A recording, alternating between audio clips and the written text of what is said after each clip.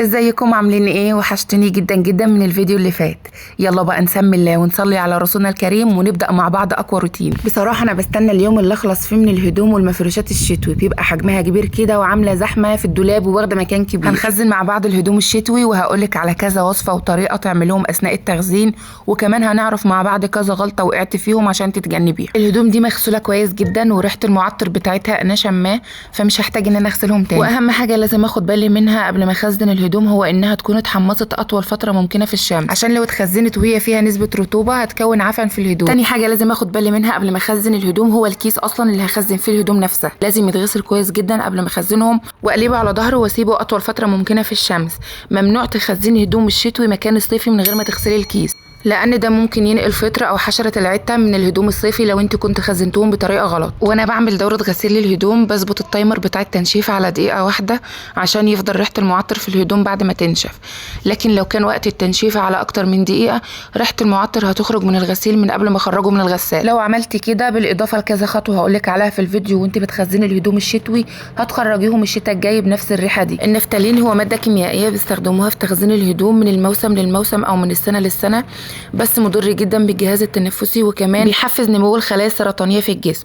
طب ليه هستخدمه لما ممكن استعمل مواد طبيعيه بتدي نفس النتيجه وكمان صديقه للبيئه ولصحه الانسان ومش مضره ابدا بالانسان؟ حشرة العسة أو العتة دي بتيجي للهدوم لو ركناها فترة طويلة، هي بتحب جدا المنسوجات الطبيعية ومش بتحب الروائح النفاذة وخصوصا الروائح اللي خارجة من المواد الطبيعية. احنا بقى هنلعب على النقطة دي وهقولك ازاي في الفيديو. انا هنا بقى اخدت الأكياس بتاعتي وبلف على دواليب البيت كله، هو اليوم تقريبا كله ضايع في تخزين الهدوم الشتوي وفي غسيل الهدوم الصيفي، بس هي فرصة اخلص من الهدوم الشتوي وبالمرة انضف تنظيفة العيد. كل سنة وانتم طيبين.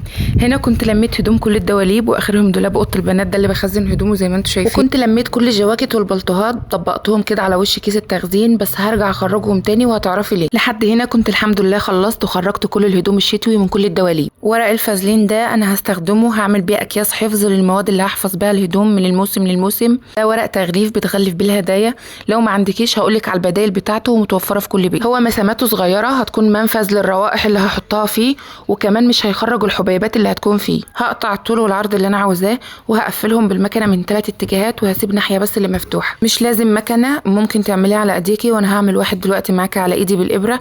انا كنت عاوزه اختصر الوقت بس عشان هعمل كميه كبيره، وكمان عاوزه اقفلهم تقفيل كويس عشان يعيشوا معايا اخزن فيهم كل سنه وكمان يستحملوا الغسيل معايا لما اجي اغسلهم الموسم اللي جاي وانا بخرج الهدوم الشتوي وبخزن الصيف، ويفضلوا معايا اطول فتره ممكنه. لو قفلتهم على ايديكي برده هيكونوا كويسين ونفس التقفيل ونفس النتيجه، بس في خطوه كده هقولك عليها وانا بقفل الكيس اللي هعمله على ايديا لازم تاخدي بالك منها. ومش شرط ورق الفازلين ده، هو بيتباع اصلا في محلات الهدايا ورخيص جدا وبيستحمل الغسيل، بس لو مفيش امكانيه انك تشتريه ممكن تستبدليه بطرحه قديمه تكون خفيفه مسامها وفتحاتها تكون صغيره وتستخدميها عادي، او ممكن حتى تستخدمي شراب قديم بتاعك او بتاع ولادك هيأدي نفس الغرض. اهم حاجه ما يكونش من النوع التقيل ويكون شراب خفيف، او ممكن لو عندك الاكياس بتاعه الاورجانزا اللي هي بتاعه السبوع دي لو انت محتفظه بيها ممكن تستخدميهم عادي. وانا بقفل الاكياس هحتاج خيط سميك شويه، انا كان عندي الخيط المذهب ده استعملته، ممكن انت تستبدليه باي خيط تاني متاح عندك، خيط مكرميه لو عندك، او ممكن شريط ستان رفيع. حجم الاكياس كويس جدا ومناسب، انا عايزاه لا كبير ولا صغير. تعالي بقى اقول لك لو هتعملي الكيس ده على ايدك تقفليه ازاي. هتقطعي الطول والعرض اللي انت عاوزاه من القماش الفازلين لو متاح، او قماش طرحه قديمه، او حتى قماش شراب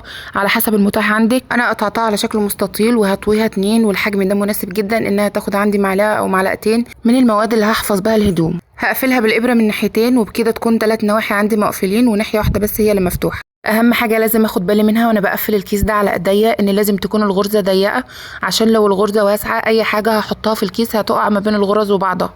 كده الكيس مقفول معايا من 3 نواحي، الناحيه الرابعه بقى المفتوحه هطويها 2 بالشكل ده، وداخل الطاويه اللي انا هطويها دي هثبت الخيط المتاح عندي اللي احنا اتفقنا عليه، سواء كان خيط مكرميه او حتى خيط ستان رفيع او اي خيط متاح عندي. اهم حاجه يكون الخيط سميك ومتين ما يتقطعش بسهوله عشان الكيس يفضل عندي عمره طويل واستخدمه كذا سنه.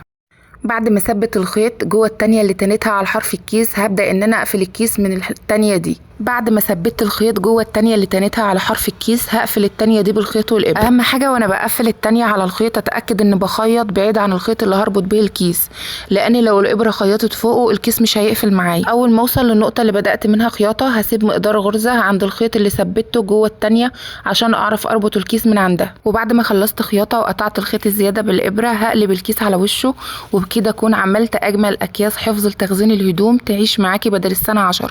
اعملي الكميه اللي انت عاوزاها بالطريقه اللي قلتلك عليها، وتعالي يلا نشوف هنعمل بيها ايه. اول طريقه هستخدمها لتخزين الهدوم هستخدم فيها بيكربونات الصوديوم او الكربوناتو، والكميه انت بتحدديها على حسب عدد الاكياس اللي عندك وعلى حسب كميه الهدوم. بعد كده هحط عليهم مقدار من معطر الغسيل، وانا بستخدم فيلفيتا، هو مش مقاطعه. لو ما عندكيش معطر غسيل عندك زيت عطر استخدميه، هتفضلي تقلبيه فيه الكربوناتو بالشكل ده لحد ما يتشربوا خالص. انا استخدمت الكربوناتو لان ليه فايدتين، اولهم ان هو بيمتص كل الروائح الكريهه زي روائح الكمكمه اللي ممكن تعملها الهدوم نتيجه الكتمه والتخزين لفتره طويله.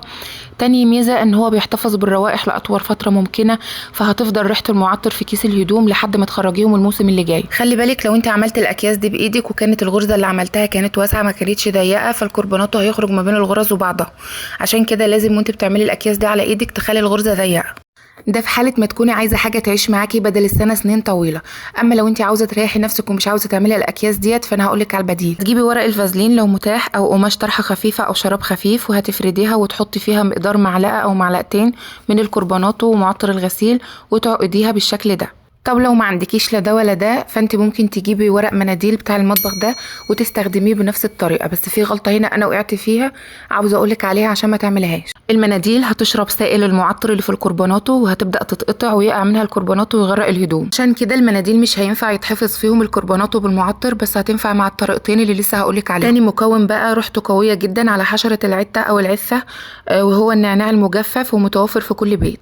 لو هتحفظيه في الكيس ده فهيكون ريحته نفاذه منه، اما لو هتحفظيه في المنديل فلازم ان انت تجيبي ابره وتخرمي بيها المنديل بالشكل ده عشان الريحه تكون خارجه منه، وريحه النعناع تملى كيس الهدوم وما تخليش الحشره تقرب من الهدوم ولا تسكن فيها. تالت مكون بقى وهو الاقوى على الحشره هو القرنفل او المسمار زي ما في دول بتقول عليه. لو هتحفظيه في المناديل يبقى لازم تعملوا ثقوب او فتحات بالدبوس عشان الريحه تخترق المنديل. عاوزه اقول لك بقى ان ميكس الروائح اللي انا شماها خارجه من الاكياس في الوقت ده جميله جدا، ميكس كده ما بين النعناع والقرنفل وكمان المعطر على الكربوناتو. هنا زي ما قلت لك الغلطه اللي وقعت فيها، بعد دقيقتين 3 كده لقيت الورق بدا يتقطع بالشكل ده، فهبدا ان انا افضي كل الكربوناتو والمعطر اللي في المناديل واعبيهم في اكياس تانية. فخلينا متفقين ان المناديل تنفع للنعناع والقرنفل لكن ما تنفعش للكربوناتو وسائل معطر الغسيل. بالمناسبه الكربوناتو ممكن تحطيه في باب التلاجة، بيمتص روائح الاكل اللي في التلاجة. وكمان من الحاجات الطبيعيه اللي مفعولها قوي جدا على حشره العته وروائحها نفاذه هو الورد المجفف، وكمان ورد اللافندر والروزماري. انا ما استخدمتهمش عشان مش موجودين عندي،